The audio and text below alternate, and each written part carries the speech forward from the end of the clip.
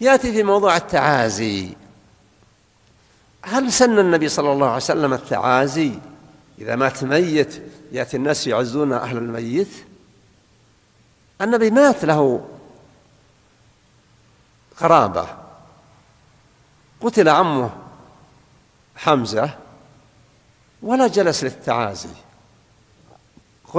قتل أخوه ابن عمه جعفر بن أبي طالب وهو أخ له من الرضاع وبسنه صلى الله عليه وسلم، ويقول عن أولادها أولاد أخي، وما جلس للتعزية.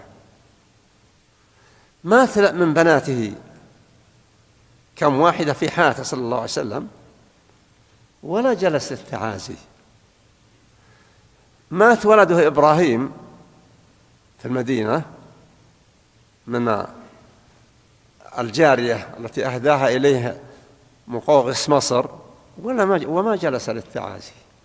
في الفقه عندنا في كتاب الجنائز يستنكرون تعمد الناس فيما يتعلق بالتعازي.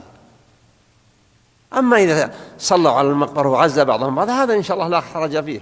أما أن يتخذ أهل الميت مجلسا ينتظرون الزوار وصباب قهوة وكذا إلى آخره، فهذا ليس له أصل شرعي. إتحاف أهل الميت بإطعام هذا ورد فيه. النبي صلى الله عليه وسلم لما جاء خبر جعفر قال اصنعوا لآل جعفر طعاما فإنه أتاهم ما يشغلهم.